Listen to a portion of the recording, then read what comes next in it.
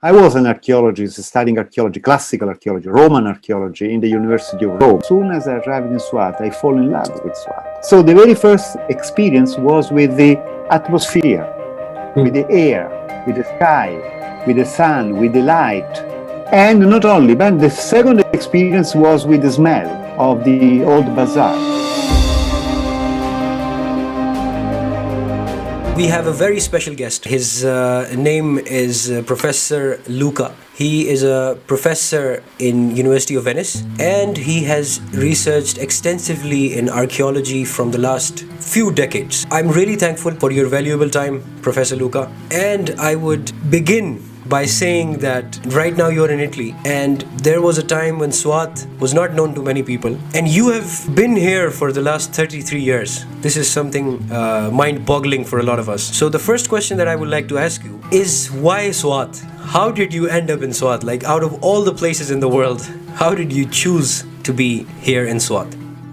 Okay, the question is simple. The answer would be it's a little bit more complex in the sense that I have to explain something to... I was an archaeologist studying archaeology, classical archaeology, Roman archaeology in the University of Rome, which was my alma mater. At the time, the Italian Archaeological Mission, which had been established by Professor Tucci in 1955, now we are in 1987, 33 years ago. The then director, Domenico Faccenna, and the field director of the excavation at Baricote, they wanted to have young archaeologists for a new project to be started at Baricote. I was amongst those who were selected for this project. And I remember that I arrived in Swat. It was a week after the funeral of Major General Miangul Janzeb, the last Wali of Swat.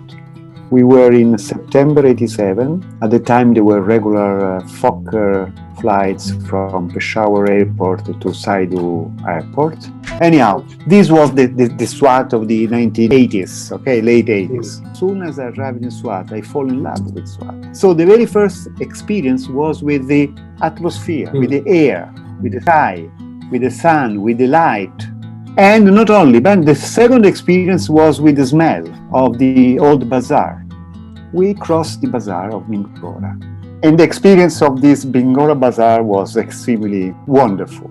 And that was my first experience. Thank you for telling us how you came into Swat. You just said the moment you landed in Kanju Airport, you fell in love with Swat. I think this is a quote that we are going to use for all the other foreign tourists who are coming here. My second question from you is that how many sites have you discovered so far?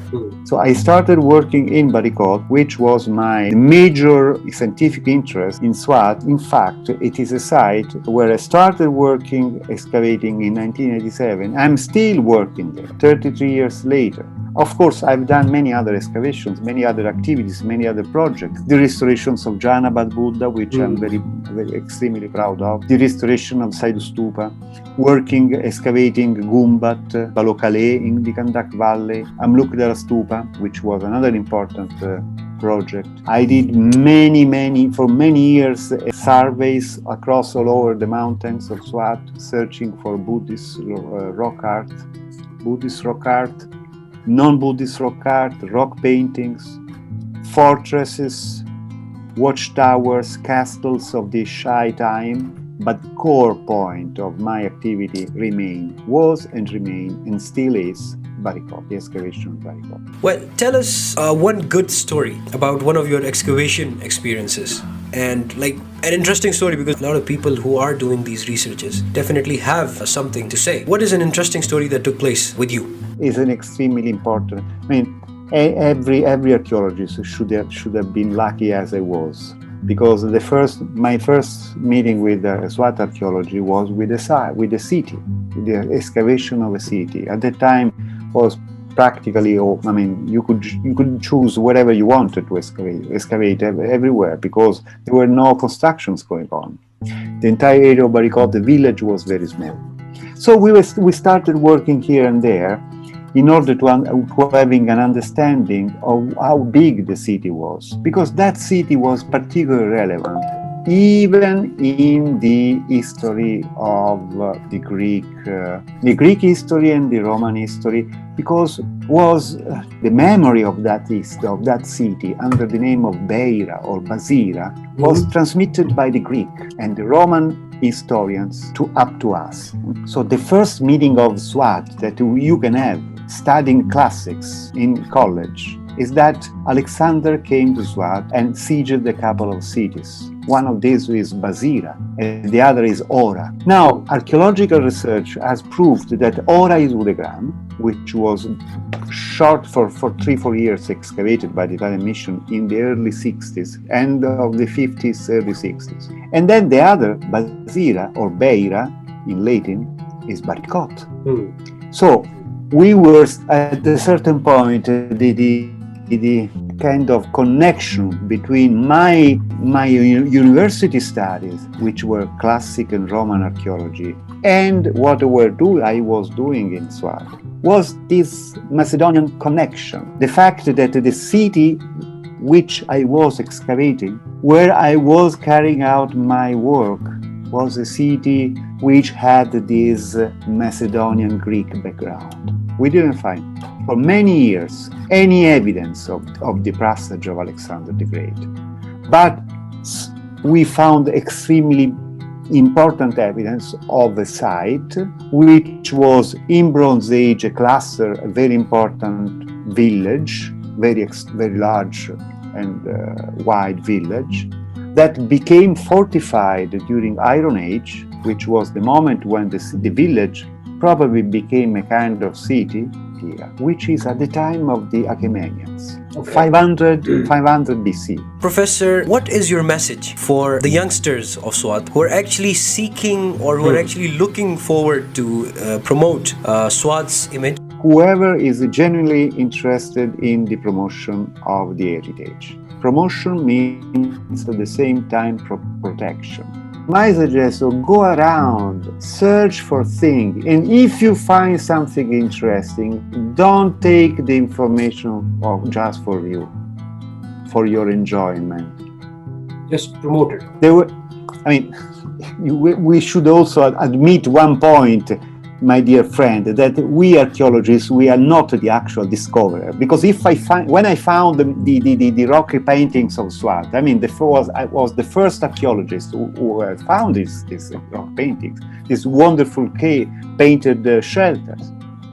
But the same very painted shelters were found by many Gujarati shepherds before me. They simply didn't care. That this is just the difference. So when you discover something, don't take this discovery, this information just for you, because you have not invented anything. You have just found something which was there, and maybe many people have already seen before you. But share this information with the local officers. For example, share this information with the person in charge of the Swat Museum. And this is one activity that can be done. Don't touch anything. Don't remove anything. Leave this activity to a professional archaeologist. That take a photograph, take a note, and share this information with the local officer who's in charge of this.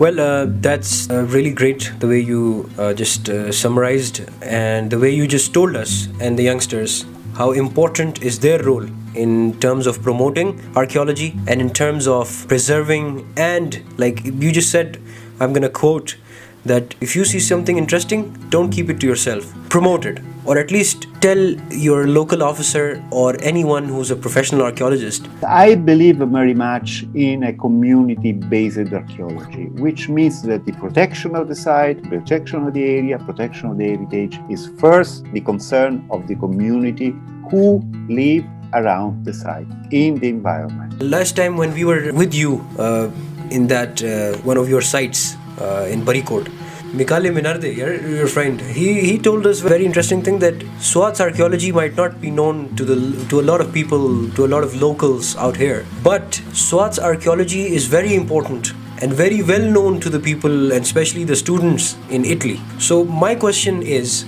how important and how significant is Swat's archaeology in the entire world, especially for the students of archaeology and tourists? How important is it? This is apart from the Alexandrian connection. I told you about Alexander the Great, no?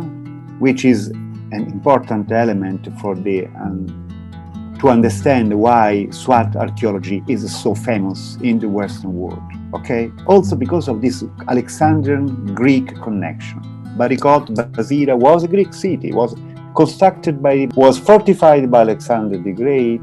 And then in the Indo-Greek period, it was refortified. What you see around the fortification of the lower part of the city belonged to the Indo-Greek time, in a period when in Barikot, people were writing in Greek, because we found evidence of potsherds with names inscribed in Greek. The other aspect is the Buddhist connection, which connect Swat to India, to Gandhara and ancient India, and connects Swat with the territories beyond the Afghan border, and to Central Asia and China. If you consider one simple point, that Buddhism was the first amongst the Indian religious system, who started building monumental cultic places, which are the stupas. And these stupas are extremely important, extremely well preserved in Swat. If you go now to the recently excavated stupas at Abbasaepshina, you will be surprised to see what the Department of Archaeology is doing there. From the touristic point of view, for example, now many tourists are coming from Buddhist countries, and they are enjoying extremely the ancient environment of Swat, which is perfectly perceivable through this surviving architecture. Consider another connection which relates directly Swat with China, Tibet, Trans-Himalayan Buddhism. Because the form of Buddhism, which is diffused in Trans-Himalaya and China, derives directly from the form of Buddhism which was taught in Swat. And there is the name of a single individual, which is Padmasambhava, which in the Tibetan form is Guru Rinpoche, which is the person who is believed by by the Buddhists of Tibet, China, all the areas, Trans-Himalayan until Bhutan. Padmasambhava Guru Rinpoche is believed to be the one who brought this form of Buddhism across the Himalaya. So Swat has a huge responsibility, is considered by those schools, Buddhist schools, as the kind of the birthplace of the Buddhism, their form of Buddhism. So there is a strong connection between the Trans-Himalayan Buddhism, which is still practiced, ancient Swat. When that happened in the 7th century, when in Swat Buddhism was declining. So we can consider this as the kind of the swan song of Swati Buddhism, because Buddhism was declining in Swat and was kind of having a new form across the Himalaya. And then you said that's why it's very important, because Greek has always been an epicenter of archaeology. And other than that, you said that Swat was also connected to China, because Swat was the gateway to China for a lot of people from the subcontinent. And that is why Buddhism was on the rise in Swat for a very long time. Swat has always been like a tourist stop for very huge empires and their warriors and their armies. To come here, they used to stop here and they used to go to the subcontinent. So because Swat had such a good weather, that's why these armies used to stop here. See from another perspective. Babur, before going to India, to conquer India, went to Swat, because in Swat there was a food grain surplus. Why? Because in Swat you have the double crop system. From the very same piece of land, you have barley or grain in May, June, and you have rice or jowar or maize now in September. So this is the double crop system. Double crop means you have a small piece of land, you have 2 harvests in a year. Okay, that's something unbelievable. Well, thank you so much once again, Professor Luca, for your valuable and precious time. See you soon. Bye bye. Ciao. उम्मीद है कि आप लोगों ने इससे कुछ सीखा होगा, क्योंकि हमने तो बहुत सीखा है। और आपके जितने सवालात हैं आप काइंडली कमेंट सेक्शन में हमसे पूछें और हमें सजेशंस भी दें, आइडियाज़ भी दें, ताकि हम स्वात को और स्वात के टूरिज़्म को और आर्कियोलॉजिकल साइट्स को प्रमोट कर सकें। तो थैंक यू सो मच।